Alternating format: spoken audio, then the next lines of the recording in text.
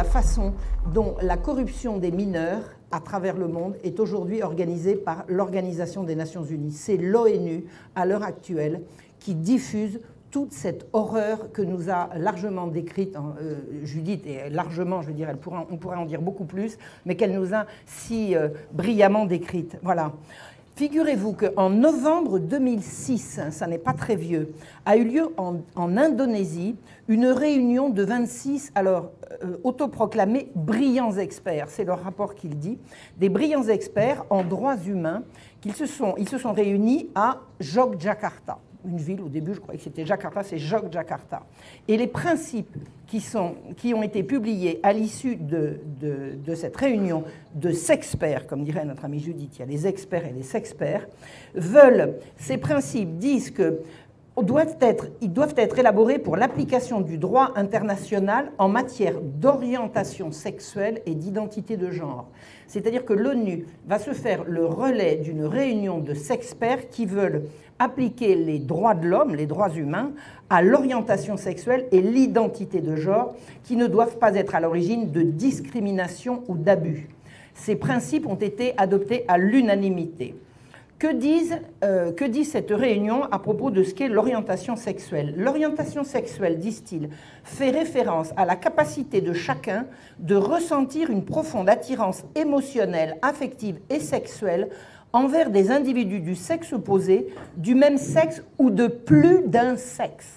Si vous avez déjà entendu parler de ça, mais ce sont des experts, ils savent. L'identité de genre fait référence à l'expérience intime et personnelle de son genre, profondément vécue par chacun, qu'elle corresponde ou non au sexe assigné à la naissance, y compris la conscience personnelle du corps, qui peut impliquer, si elle est consentie librement, une modification de l'apparence ou des fonctions corporelles par des moyens médicaux, chirurgicaux ou autres. Dès le préambule, cette conférence nous raconte que le ressenti des personnes peut être matière de droit, qu'on peut être autre chose que homme ou femme, puisqu'il y a éventuellement d'autres sexes que masculin ou féminin, et que l'identité de genre peut se différencier du sexe acquis à la naissance et peut être matière de droit. Et que l'opération chirurgicale lourde, qui permet à ceux qu'on appelle les transsexuels de changer d'apparence et pas d'autre chose, personne n'a jamais changé de sexe, doit être reconnue comme un droit. On part du préalable que les personnes sont discriminées en fonction de leur orientation sexuelle et de leur identité de genre. Alors je vous signale que personne n'a donné de source à cette assertion. C'est une assertion qui sert de préambule et que personne ne peut vérifier. C'est un prérequis. Or, on n'a pas à savoir publiquement comment quelqu'un se sent, ni quelle est son orientation sexuelle. Ça n'a pas à entrer dans le domaine public. Nous pouvons tous constater qu'il y a des gens qui sont attirés par des personnes du sexe opposé ou par des personnes du même sexe. Ça regarde qui? Ça n'a pas à entrer dans la sphère publique. Or, ces principes de Jogjakarta vont les faire entrer dans la sphère publique par le droit. Il faut lutter, disent-ils, contre les violations des droits humains. Mais oui, d'accord, mais pourquoi spécifiquement en la matière pour ce qui concerne les droits sexuels? Ils disent « Ces violations du droit humain consistent en des assassinats extrajudiciaires, des tortures et des mauvais traitements, des agressions sexuelles et des viols, des intrusions dans la vie privée, des détentions arbitraires, des refus d'opportunités d'emploi et d'éducation et de graves discriminations empêchant la jouissance d'autres droits humains. » C'est-à-dire que les personnes qui ont un sexe ou un genre ou une orientation sexuelle différente souffrent de toutes ces horreurs que je viens de vous décrire. Maintenant, la question doit être posée de savoir qui peut subir des assassinats extrajudiciaires, des tortures, des mauvais traitements, des agressions, des viols. Personne. Pourquoi le spécifier? On n'y a pas besoin de droits spéciaux pour ça. La règle commune doit s'appliquer à tout le monde et pas spécialement aux homosexuels ou aux transgenres. Il est dit plus loin, nombreux sont les États et les sociétés qui imposent aux individus des normes en matière de genre et d'orientation sexuelle, par l'entremise de coutumes, de lois et de violences, et qui cherchent à contrôler la façon dont ces individus vivent leurs relations personnelles et s'identifient eux-mêmes. Eh bien oui, La société reconnaît que la sexualité est faite de la rencontre d'un homme et d'une femme et qu'on a le sexe que la nature nous a donné. Si certains ressentent les choses différemment, c'est leur affaire individuelle. Ça ne regarde pas le groupe. La loi, c'est chaque pays qui la décide. La coutume, c'est ce que la sagesse a transmis. Et la violence est inadmissible en toute hypothèse. On n'a pas besoin de la déclaration de Jogjakarta pour ça. Les normes énoncées, disent-ils, doivent devenir contraignantes pour les États. C'est ce que l'ONU nous prépare. Les experts observent que la législation internationale des droits humains soutient que toutes les personnes, indépendamment de leur orientation sexuelle et de leur identité de genre, peuvent se prévaloir de la pleine jouissance de tous les droits humains et que, accrochez-vous, dans toutes les décisions concernant les enfants, l'intérêt supérieur de l'enfant doit être une considération primordiale et que l'enfant capable de discernement a le droit d'exprimer librement ses opinions étant dûment prises en considération en égard à son âge et à son degré de maturité. C'est ici l'introduction d'un droit pour les enfants de parler de leur orientation sexuelle ou de leur genre. En fonction de leur âge, disent-ils, d'accord, mais lequel? Ça, ils ne le disent pas. Ce sera à l'appréciation des États, des éducateurs, des policiers, des juges, de qui? Si c'était à l'appréciation de vous, parents, nous n'avons pas besoin d'eux pour ça. Ils préparent des lois. Les experts prennent note que le respect des droits sexuels, de l'orientation sexuelle et de l'identité de genre fait partie intégrante de la réalisation de l'égalité entre les hommes et les femmes. Alors moi, je vais vous dire une chose, la notion d'égalité et de droit sexuel est délirante. Je n'ai jamais désiré être l'égal d'un homme qui n'a pas à désirer être mon égal. Il y a l'égalité des droits qui doit être garantie à tous en toute hypothèse, mais l'égalité entre les hommes et les femmes est quelque chose que je n'ai jamais désiré et que je ne désire surtout pas voir. Vive la différence et la complémentarité, chers amis.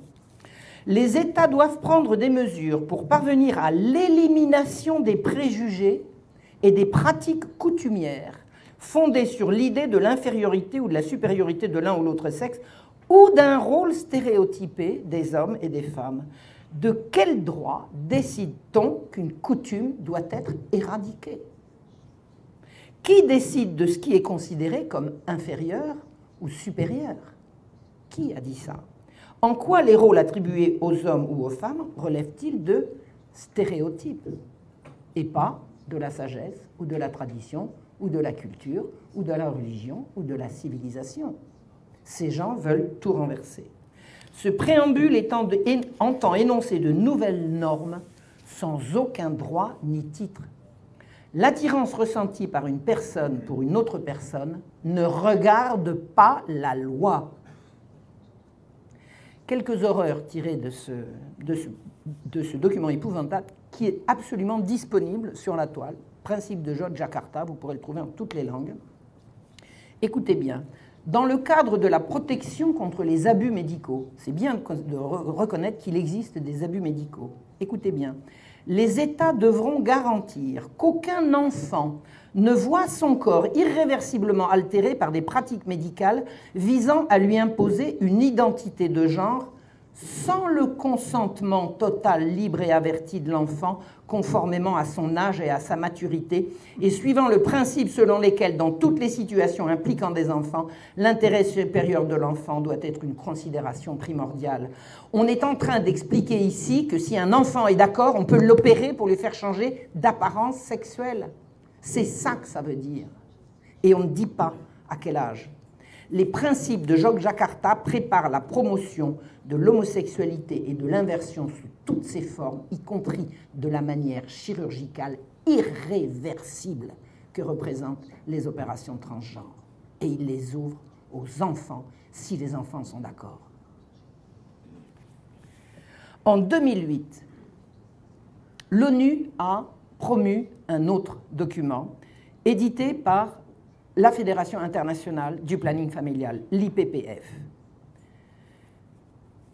L'IPPF s'est servi grandement des principes de Yogyakarta pour publier ce qu'ils ont publié, mais leur publication dépasse largement le cadre de ce qu'a raconté Yogyakarta.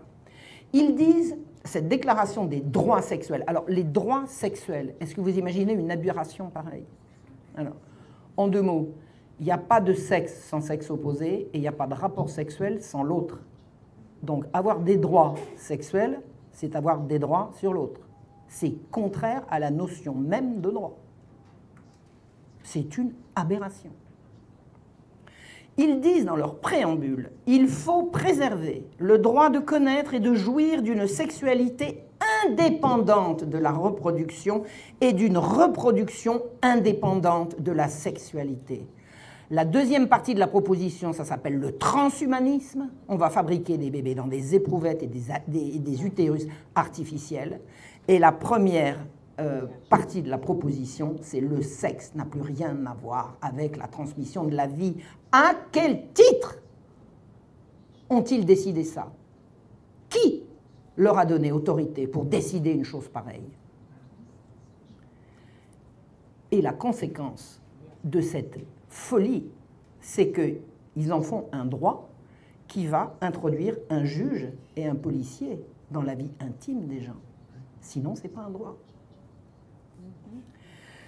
Tout en accordant, disent-ils, une attention toute particulière à ceux auxquels, dans le passé comme dans le présent, ce droit a été nié. Bien évidemment, on introduit la GPA, la PMA, toutes les déviances et les droits, ce qu'ils appellent les droits des homosexuels, ce qui est également une aberration. Le droit est le même pour tous. Il n'y a pas à avoir des droits de ceci et de cela. C'est quoi la GPA? La GPA, c'est la gestation pour autrui. Ah oui, alors, excusez-moi, je ne suis pas en France, je suis un continent américain. La GPA, c'est les enfants fabriqués dans un utérus mercenaire. C'est le marché de l'enfant. Voilà. Donc, je rappelle parce que c'est dramatique, mais il faut le rappeler, il n'y a que 2 sexes, il n'y en a pas 3. Sexe, ça vient du latin, secus, ça veut dire couper. Ça peut être mâle ou femelle, et pas autre chose. Comme il ne peut pas y avoir de relation sexuelle sans partenaire, pour faire valoir ses droits sexuels, il faut faire valoir ses droits sur autrui. Toute civilisation a édicté des normes et des règles qui s'opposent à ces prétendus droits. Je reprends. Toute personne a le droit d'être reconnue devant la loi et à la liberté sexuelle, ce qui implique l'opportunité pour chacun d'exercer le contrôle et de décider librement de ce qui touche à sa sexualité, comme si ce n'était pas déjà le cas aujourd'hui. Est-ce que vous demandez l'autorisation à quelqu'un pour aller faire ce que vous voulez avec quelqu'un qui est d'accord, de choisir ses partenaires sexuels, de rechercher à atteindre son plein potentiel et plaisir sexuel, ça c'est une notion qu'il faudrait développer, et ce, dans un contexte non discriminatoire, attendez-vous au pire, et en tenant pleinement compte des droits d'autrui et des capacités évolutives de l'enfant. L'enfant est inclus dans ses droits sexuels, tout le monde a le droit d'eux, y compris les enfants, mais en fonction de leur capacité évolutive non déterminée. L'âge des enfants n'est pas déterminé, mais qui dit enfant ne dit pas adolescent, donc dit prépubère. Il s'agit donc d'enfants prépubères à qui on va donner des droits sexuels. Je reprends, nul ne fera l'objet de lois qui criminalisent arbitrairement les relations ou les pratiques sexuelles consenties. Consenties à quel âge? Ça n'est dit nulle part. Ni ne fera l'objet d'arrestation ou de détention fondée sur le sexe, l'orientation sexuelle, le genre ou les pratiques ou les conduites sexuelles consenties. Consenties à quel âge? Ça n'est dit nulle part, on édicte des règles et sans aucune limite. On laisse entendre qu'il pourrait y avoir des limites et on ne les fixe pas. Toute personne a la liberté de chercher, recevoir et répandre des informations et idées en matière d'orientation sexuelle, d'identité de genre et de sexualité par tout moyen d'expression légale, sans considération de frontières, dans un contexte non discriminatoire et le respect des droits d'autrui et des capacités évolutives de l'enfant. Je vous le résume, c'est le droit au porno pour tous. La pornographie est devenue un droit. Enfin, est devenue, si ces recommandations de l'IPPF sont reconnues dans la loi, mais de toute façon, qu'elles le soient reconnues dans la loi ou pas, elles sont, à l'heure actuelle, appliquées. Toute personne a droit à une éducation promouvant le développement des jeunes en tant qu'acteurs informés à même d'assumer la responsabilité de leur vie et de participer à la détermination des politiques de santé sexuelle et d'éducation à la sexualité. C'est ça le sexe à l'école. Et c'est le droit au sexe pour les jeunes sans la tutelle de leurs parents.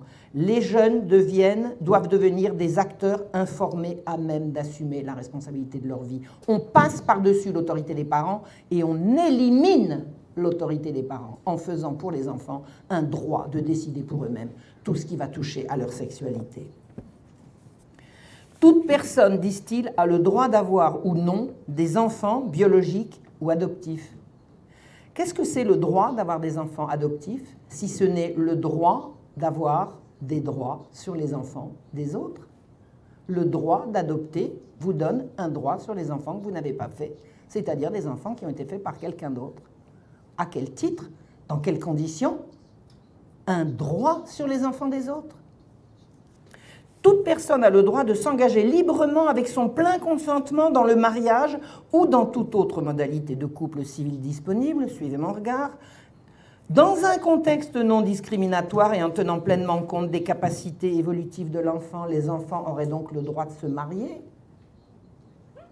Mais on va changer l'essence même du mariage, qui est l'échange de consentement d'adultes. Le mariage représente un échange de consentement adulte. Et on va l'ouvrir à des enfants. Toute personne a droit aux conseils et services relatifs à la reproduction, l'infécondité et l'interruption de grossesse, indépendamment de sa situation familiale, s'inscrivant dans un contexte non discriminatoire et tenant compte des capacités évolutives de l'enfant. Les enfants ont droit aux services relatifs à la reproduction et à l'avortement. Les enfants, je signale, les prépubères. Ne croyez pas que c'est un glissement de langage qui fait dire les enfants qui impliquerait les adolescents. Le document de l'IPPF fait parfaitement la différence entre les enfants et les adolescents. Là, on parle des enfants, donc des prépubères. Toute personne doit avoir accès à l'information et à l'aide nécessaire à la recherche et à l'obtention de réparation pour violation de ses droits sexuels. Un procès contre papa ou maman qui m'a interdit de coucher avec qui je voulais, par exemple. C'est ça la réparation, non? Toute personne a droit de demander des comptes aux acteurs non gouvernementaux dont les actions ou les omissions ont un impact sur la jouissance de ses droits sexuels. Suivez mon regard. Alors là, les écoles catholiques, préparez-vous. Les attaques vont être sérieuses. Ceci implique la possibilité de rechercher réparation pour toute violation de ses droits sexuels. On aura donc le droit de faire un procès à son papa ou à son curé qui vous aura sérieusement conseillé de ne pas aller coucher avec le premier venu. Oui ou non? En 2010, l'UNESCO c'est toujours l'ONU, mais c'est l'ONU version éducation et culture. L'UNESCO publie les principes directeurs sur l'éducation sexuelle destinés à tous les professionnels de l'enseignement. C'est là que vous, parents, vous n'êtes plus concernés. On va s'adresser directement aux enseignants qui, par bonheur, sont quelquefois également des parents, heureusement. C'est comme ça qu'on peut savoir à peu près ce qui se passe. Mais ce ne sont plus les parents, là, qui sont concernés. C'est véritablement les éducateurs. Il est dit dans ce document, disponible également comme les autres sur la toile, il faudra inculquer aux enfants entre 5 et 8 ans la chose suivante: l'individu a le droit de prendre ses propres décisions. On va donc inculquer à des enfants à partir de 5 ans qu'ils ont le droit de décider contre l'avis de leurs parents. C'est ça que ça implique et pas autre chose. Les parents et les autres membres de la famille guident et orientent leurs enfants dans leurs décisions. Les parents ne sont donc plus ceux qui décident, mais ceux qui conseillent, puisque l'enfant va décider pour lui-même. Les parents sont donc relégués au rôle de vagues conseillers occasionnels. On ira les chercher quand on aura besoin d'eux. Et ils ajoutent, des adultes de confiance peuvent être des sources d'aide et de soutien. C'est qui des adultes d'aide et de confiance? Quelle garantie a-t-on qu'un adulte de confiance ne soit pas également un suborneur, un violeur? Quelle garantie aura-t-on? Ce sera l'enfant qui choisira, puisqu'il aura capacité de choisir pour lui-même. C'est bien ça qui est dit. Et maintenant, ce document définit ce qu'est un abus sexuel. Accrochez-vous. On va enseigner aux enfants, et là nous parlons d'enfants entre 5 et 8 ans, qu'il existe des pratiques positives et des pratiques néfastes qui ont une incidence sur la santé et le bien-être de la société. Des attouchements incorrects et des relations sexuelles non désirées et imposées, comme le viol, sont des formes d'abus sexuels. Il existe donc des attouchements corrects et des relations sexuelles désirées et non imposées, sinon on ne le dirait pas. On introduit ici l'idée que si l'enfant est d'accord, il n'y aura pas d'abus. On parle à des enfants entre 5 et 8 ans. Toute personne, sans considération de son état de santé, de sa religion, de son origine, de sa race ou de sa situation matrimoniale, peut élever un enfant et lui donner l'amour auquel il a droit. L'enfant a droit à de l'amour, d'accord? Droit, policier, juge, laissons tomber. Qu'est-ce que ça veut dire? Toute personne peut élever un enfant, le sien ou celui des autres? Qu'est-ce que c'est que ce nouveau droit qui va s'appliquer à la possibilité d'élever un enfant? On ouvre ici le droit à l'adoption, qui est une abomination en préparation qui peut avoir lieu dans des conditions épouvantables. C'est un droit spécifié sur les enfants des autres qui est immédiatement spécifié par « il existe des personnes qui ne sont pas capables d'élever un enfant ». Donc, tout le monde peut, sauf ceux qui ne peuvent pas. Et pour information, l'information a circulé en France. En Angleterre, au nom de la protection de l'enfance, on arrache des enfants pauvres des bras de leur mère à la naissance à titre préventif au nom de la Charte des droits de l'enfant, le Children Act de 1989. Ces enfants sont réputés, comme la famille est pauvre, être en instance de maltraitance, on les enlève à leur mère pour délit de pauvreté. Il s'ouvre donc un marché de l'enfant de femmes pauvres disponible pour l'adoption. Donc toutes les femmes ne peuvent pas élever un enfant, mais toute personne potentiellement a le droit d'élever l'enfant des autres. Laurence Rossignol, ministre français des Affaires familiales, a dit en avril 2013 « Les enfants n'appartiennent pas à leurs parents. » Ils appartiennent à qui? Voilà, à la République, on dit. Et je rajoute à la gueuse.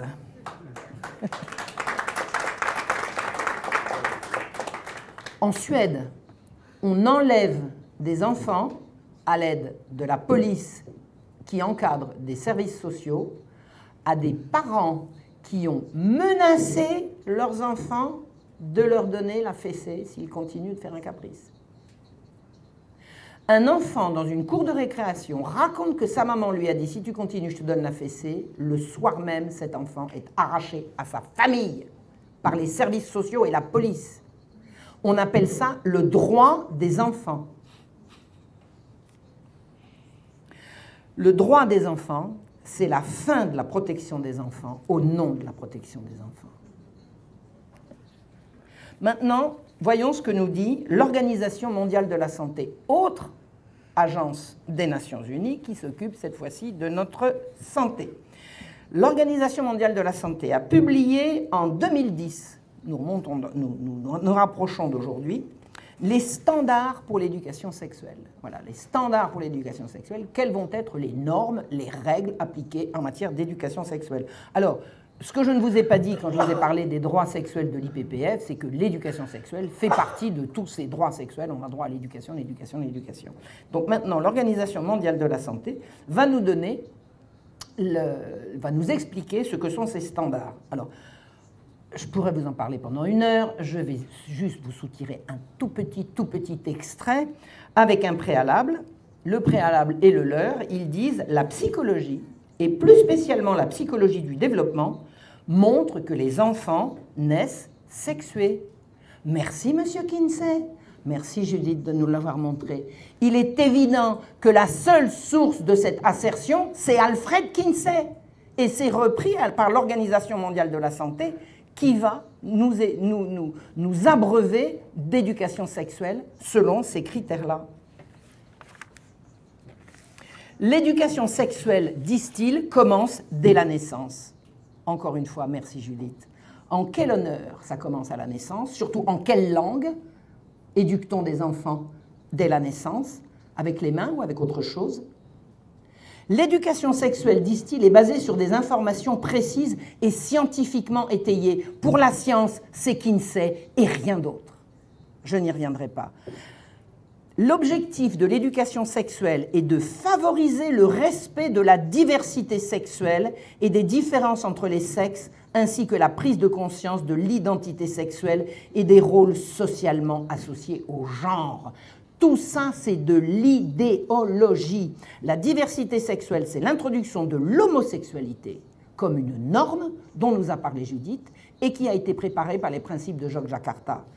Or, l'homosexualité concerne moins de 5% de la population et on va l'asséner à 95% qui ne sont pas concernés. La différence entre les sexes n'a pas besoin d'être enseignée à l'école. Et les rôles socialement associés au genre sont de l'idéologie, c'est l'idéologie du genre. Aucune caution scientifique de quelque sorte n'étaye cette théorie du genre. Aucune. C'est de l'idéologie à 100%. Il n'y a aucune caution scientifique à apporter à ces élucubrations. Ils disent qu'entre 4 et 6 ans, et alors là je vais m'arrêter là et je vais passer à autre chose, entre 4 et 6 ans, on va apprendre et renseigner l'enfant sur la reproduction humaine. À 4 ans, c'est le moment, n'est-ce pas? La consolidation de son identité sexuelle. On va consolider l'identité sexuelle d'un gamin ou d'une gamine de 4 ans. On va lui apprendre la masturbation et le plaisir et la satisfaction de se toucher. Ne riez pas, ça se fait. Il y a des instituteurs qui maintenant pelottent les gosses en classe. Les différentes conceptions de la famille. C'est quoi les différentes conceptions de la famille? La famille, c'est papa, maman et la progéniture. Tout le reste n'est qu'idéologie. On va les renseigner sur les abus. Certaines personnes, disent-ils, peuvent s'avérer violentes. Ah bon? Donc les abus, c'est la violence. Donc quand il n'y a pas de violence, il n'y a pas d'abus. On introduit ici l'idée du consentement. Les relations entre les personnes du même sexe et le respect des différentes normes en matière de sexualité. On va apprendre à des enfants de 4 ans qu'il y a des homosexuels. Vous vous imaginez raconter ça à votre gamin? Et la conscience de pouvoir choisir avec cette notion qui est traduite dans toutes les langues, mon corps m'appartient. On va dire à des petits pitchouns de 4 ans, mon chéri, ton corps t'appartient. Tu en fais ce que tu veux et tu as le droit de dire non. Donc, tu as le droit de dire oui. Sinon, le droit de dire non n'existe pas. Et on va inculquer à ces bambins le respect des différentes normes en matière de sexualité à 5 ans. Voilà ce que nous propose l'Organisation mondiale de la santé. Il ne s'agit plus ici d'éducation sexuelle en tant que telle, mais de préservation de la santé publique. Et c'est ça qui va être utilisé pour préserver la santé. Vous avez tous entendu que les minorités sexuelles sont réputées persécutées. Tout le monde sait, tout le monde a entendu dire à un moment ou à un autre que les homosexuels ont toujours été persécutés. Et il y a des gens pour le faire accroire. Il y a eu en France récemment, c'était en 2014, donc ça fait à peine 3 ans, 2 ans et demi, un mensonge historique qui a été perpétré par la mairie de Paris. Madame le maire, Anne Hidalgo, a inauguré sur un mur de Paris une plaque en pierre, peut-être en marbre, qui disait « Bruno Lenoir et Jean Diot ont été brûlés vifs publiquement le 7 juillet 1750 à 17 h pour leur seul crime d'homosexualité. Il s'agit du dernier couple exécuté en France pour cette raison. » C'est-à-dire qu'au titre de la mémoire, Madame le maire de Paris inaugure une plaque pour glorifier le martyre de 2 homosexuels brûlés vifs il y a 250 ans en raison et uniquement de leur homosexualité. Alors moi, qui connais l'histoire, et très particulièrement l'histoire du XVIIIe siècle, et tout encore plus précisément ce qui s'est passé cette année 1750, je peux vous dire que Diot et Lenoir n'ont pas été brûlés vifs pour leur homosexualité, mais brûlés morts après avoir étranglé et avoir été convaincus de s'être sodomisés en pleine rue. Et que s'ils n'avaient pas été homosexuels, mais qu'ils avaient été hommes et femmes, le tarif aurait été le même. Le tarif aurait été le même. Et que la société d'Ancien Régime pourchassait non pas la sodomie en tant que pratique intime que personne n'avait à connaître, mais en tant que pratique publique. C'est tout. En 1726, un certain Benjamin d'Échauffour, alors je remonte un petit peu dans l'histoire, a également été brûlé.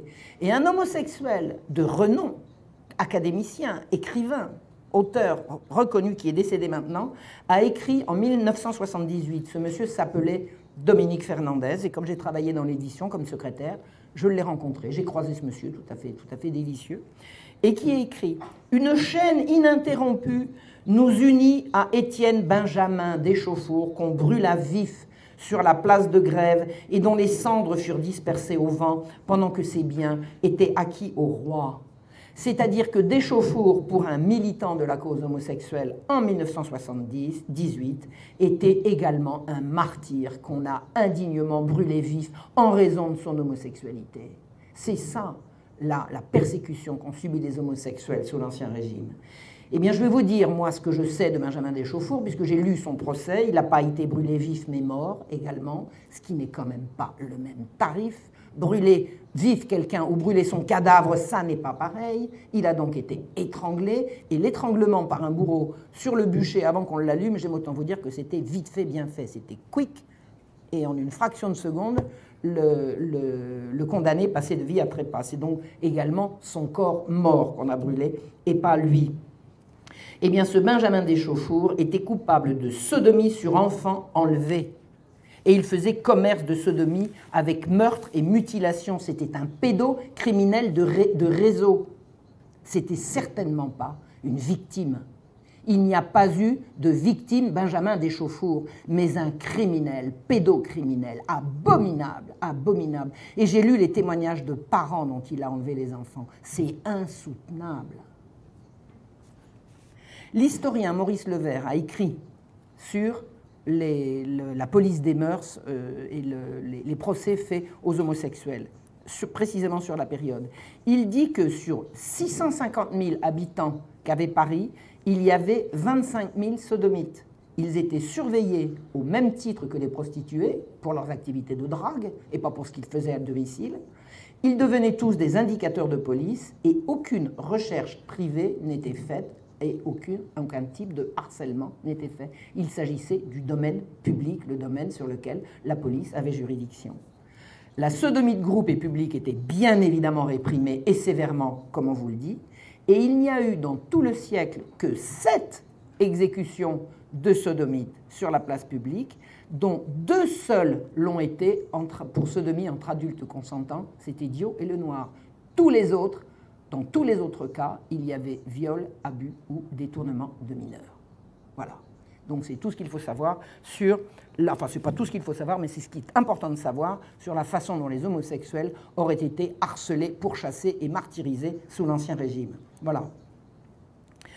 Maintenant, il y a également un autre argument utilisé abondamment pour justifier la promotion de l'homosexualité telle que nous l'avons vu. C'est le taux de suicide dramatique dont seraient victimes les homosexuels.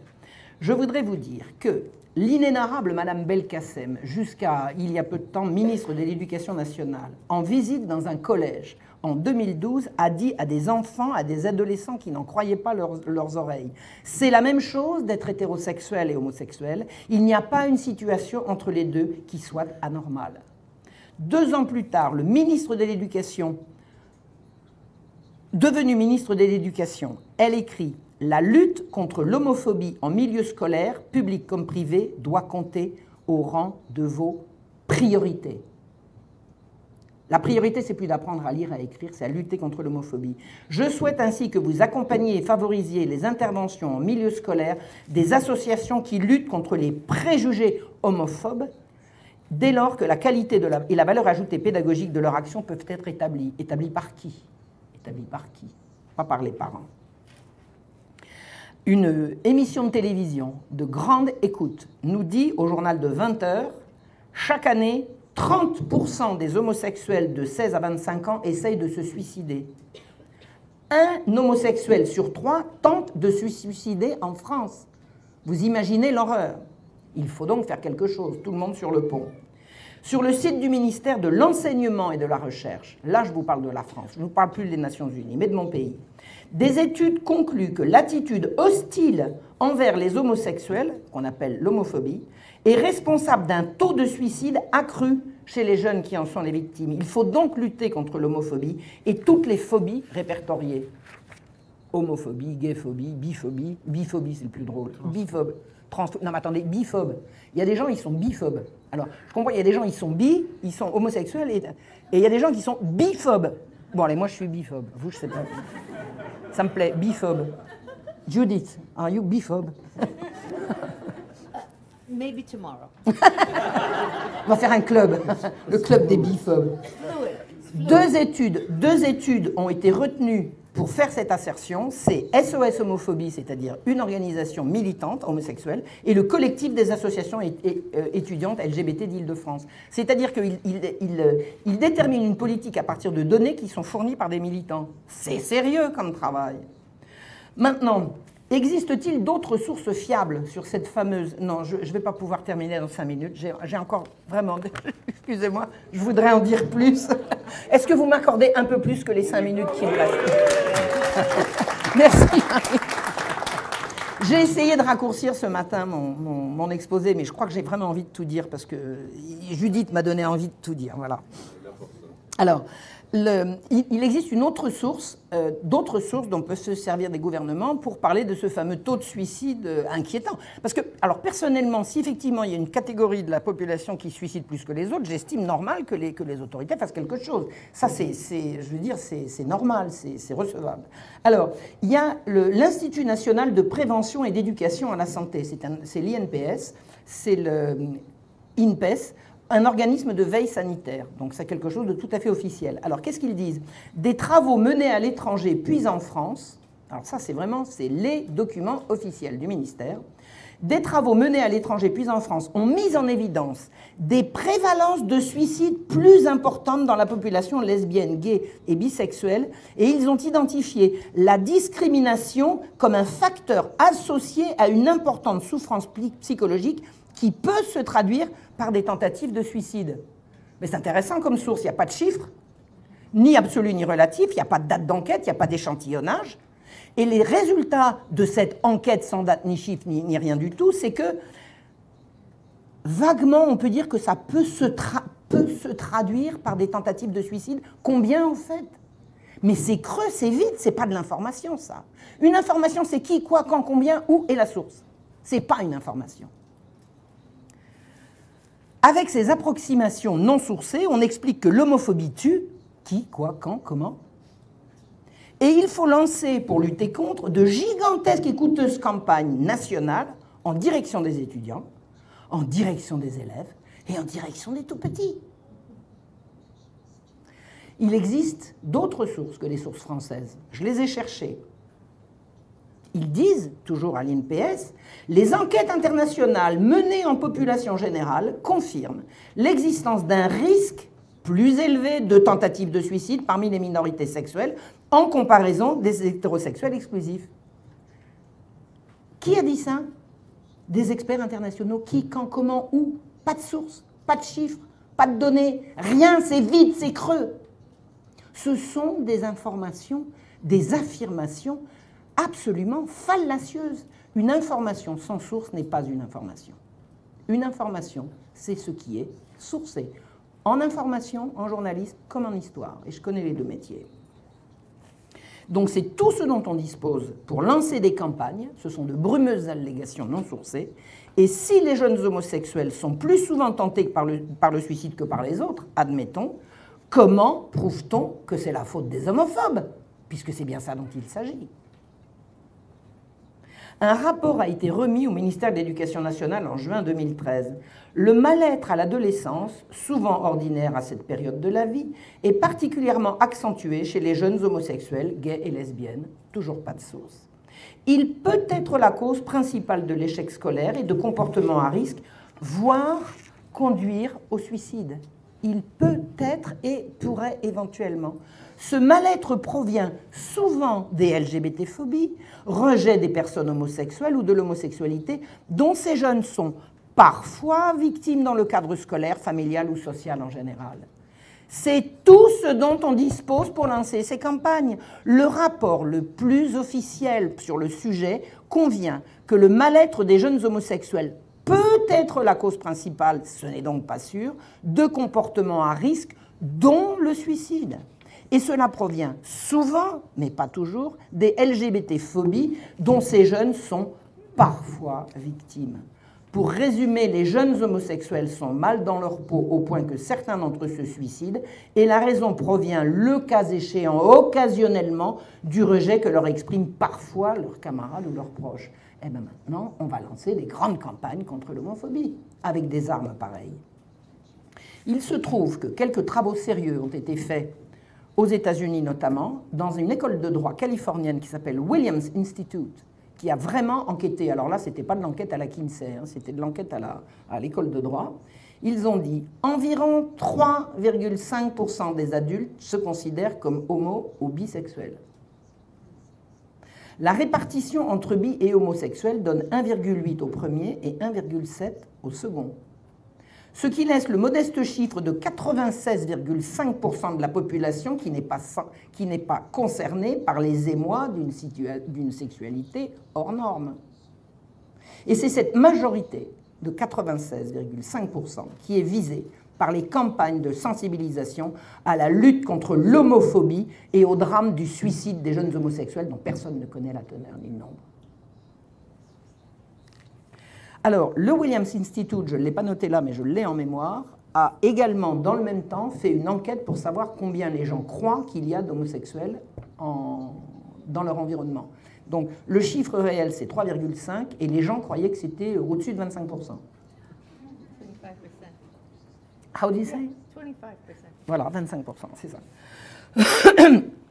Il est donc impératif, vous êtes d'accord avec moi, avec toutes ces données, vous comprenez qu'il est impératif de lutter contre l'homophobie dès l'école primaire.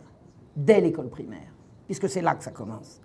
Il faut désormais, et là je cite, éduquer contre l'homophobie dès l'école primaire, fin de citation. Avant 10 ans donc. Qui a rédigé le rapport? Un certain Michel Techenet, grand homosexuel devant l'Éternel. C'est pas moi qui le dis, c'est lui. C'est lui. C'est lui qui s'en vante. Moi, je ne dis pas que des gens qui sont homosexuels, s'ils ne le disent pas eux-mêmes. D'abord, je n'ai pas à vous dire si je suis quoi ou qu'est-ce. Moi, je suis Marion Sigaud. Et ce que je fais au lit ne vous regarde pas.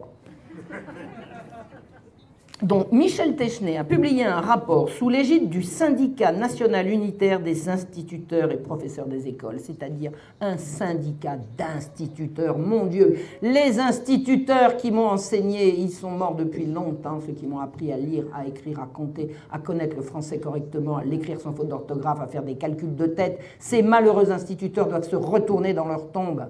Maintenant, leur travail n'est plus de nous enseigner, de nous transmettre le savoir, mais de nous former à la lutte contre l'homophobie. Ah, mon Dieu, mon Dieu, mon Dieu.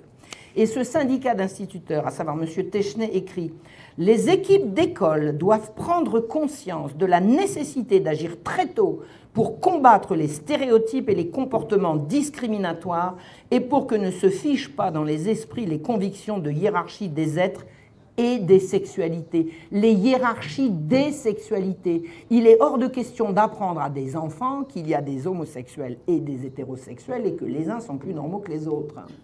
C'est ça la hiérarchie. Le programme, c'est l'école primaire a un rôle éminent à jouer pour éduquer et prévenir en utilisant différentes entrées dans les apprentissages. Le questionnement des stéréotypes de genre, questionnement des stéréotypes de genre. Mon petit garçon, dis-moi, toi, tu te sens garçon ou fille? Bah, t'es sûr que t'as pas... Non, vraiment, dis-moi. Questionner les enfants sur les stéréotypes de genre. Mais qu'est-ce que ça veut dire? Les relations amoureuses et les différents types de familles, notamment par le biais de la littérature jeunesse. Alors là, la littérature jeunesse, je vous signale tout de suite. Allez, prenez note. Il existe un site qui a été mis en ligne par des associations familiales que je ne connais pas, avec qui je ne suis pas directement en relation. Mais vraisemblablement, ils me connaissent et je dois les connaître quand même. Voilà. Ça s'appelle École et sexe. Allez regarder ce site magnifiquement fait. Il vous montre toutes les horreurs que l'école publie en matière de sexe en direction des enfants depuis la maternelle. Depuis la maternelle jusqu'au bac. Quand on arrive au bac, il s'agit de prostitution, sexe tarifé, etc. etc. Mais c'est une horreur. Allez voir, ce sont des dessins, c'est épouvantable. C'est traumatisant de regarder ça. Je n'aime pas demander aux gens d'aller se mettre en situation d'être traumatisés, mais là, c'est la guerre. Tout le monde sur le pont. On n'a plus le droit maintenant de reculer. C'est pas drôle, mais c'est comme ça.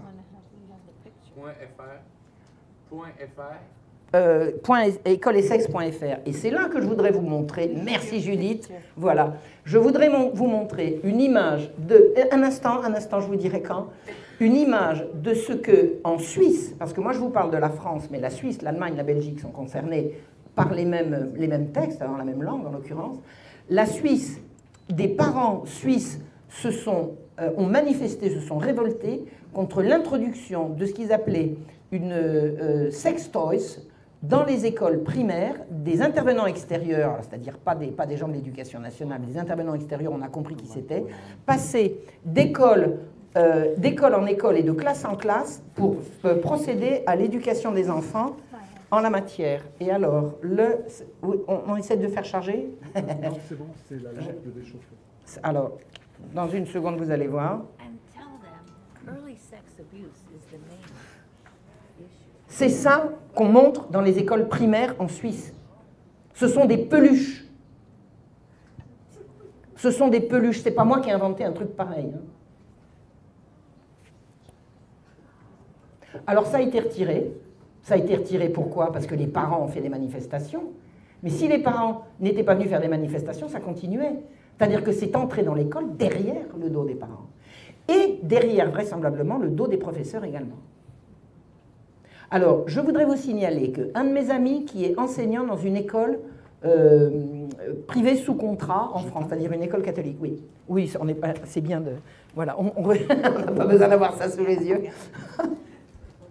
Un de mes amis m'a signalé que dans son école catholique, le prêtre directeur de l'école a appris par hasard de quoi était faite l'intervention d'une éducation sexuelle obligatoire. Il a demandé à voir le cours et à assister, et on lui a dit non. Alors je ne connais pas la suite, je pense qu'une bagarre a eu lieu, mais l'idée est que non seulement les parents ne savent pas ce qu'il y a dans les cours, mais les professeurs ne sont pas conviés à y assister. Et là, c'est vraiment le comble.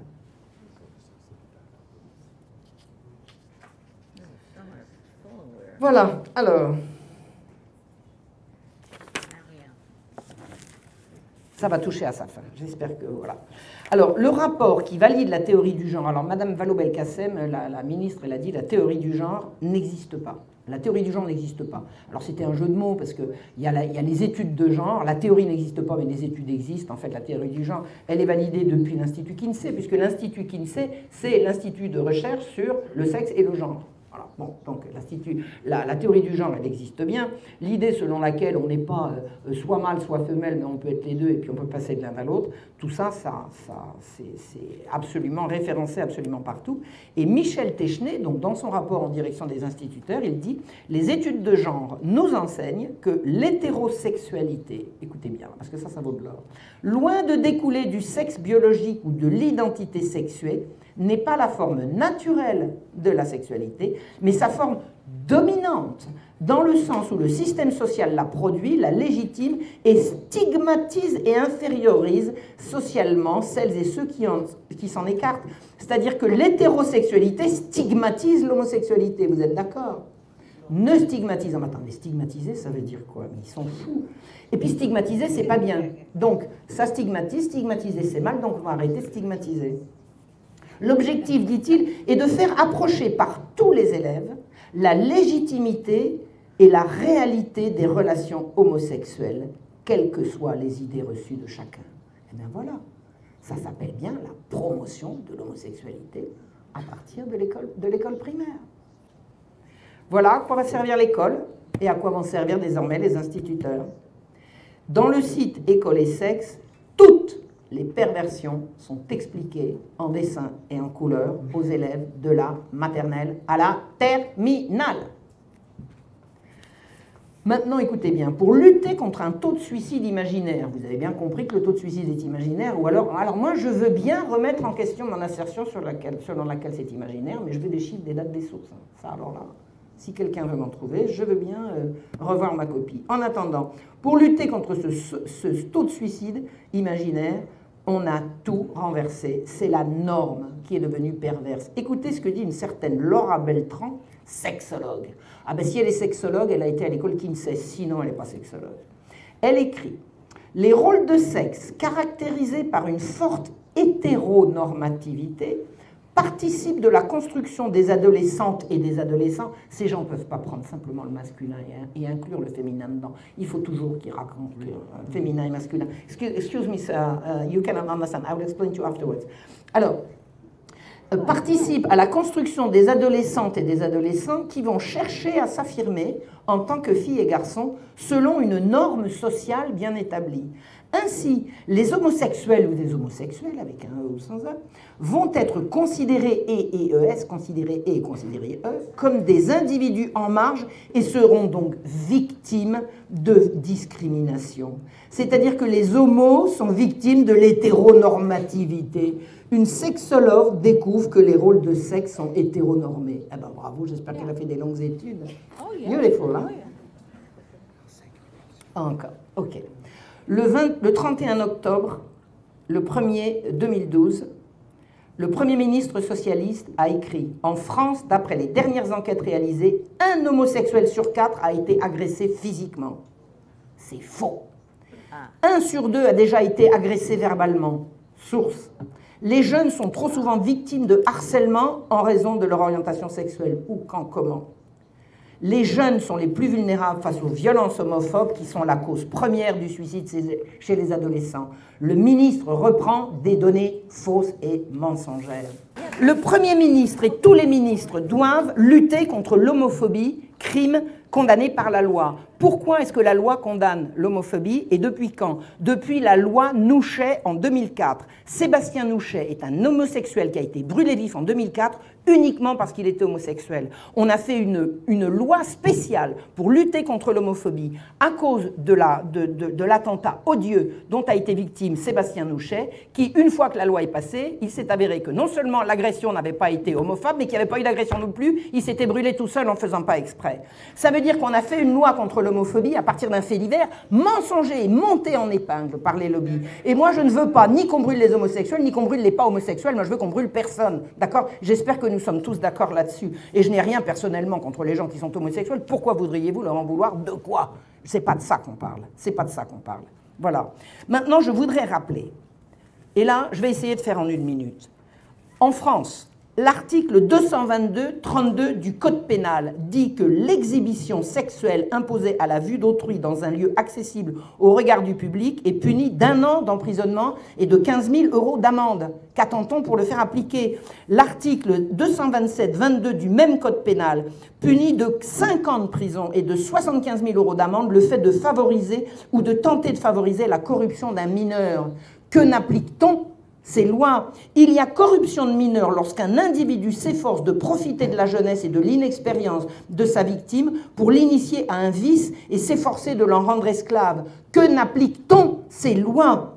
Cette incrimination reprend celle de l'article tant et tant de l'ancien Code pénal qui punissait également de prison et d'amende quiconque aura habituellement attenté aux mœurs excitant à la débauche ou favorisant la corruption de mineurs de 18 ans ou même occasionnellement des mineurs de 16 ans. La loi existe et personne ne l'a fait appliquer. Le Code pénal existe, on n'a pas le droit de corrompre des mineurs. Allez-y, sortez vos articles de loi, sortez vos avocats, attaquez. Mais personne ne le fera si vous ne le faites pas. Ce n'est pas moi qui peux le faire. Moi, je n'ai pas d'enfant. D'une part, je n'ai pas d'enfant, et en aurais-je, il serait déjà hors du circuit scolaire. Maintenant, c'est aux parents de réagir. Mais alors, debout, réveillez-vous. La pornographie a tout envahi. Les enseignants sont déboussolés. Déboussolés. Je veux bien croire que les enseignants sont complices, mais pas forcément coupables. Ils sont déboussolés. Aidez-les, allez voir avec eux. Le sexe est devenu une activité de loisir. On a maintenant un sexe pour jouer avec. Non! On n'a pas un sexe pour jouer avec.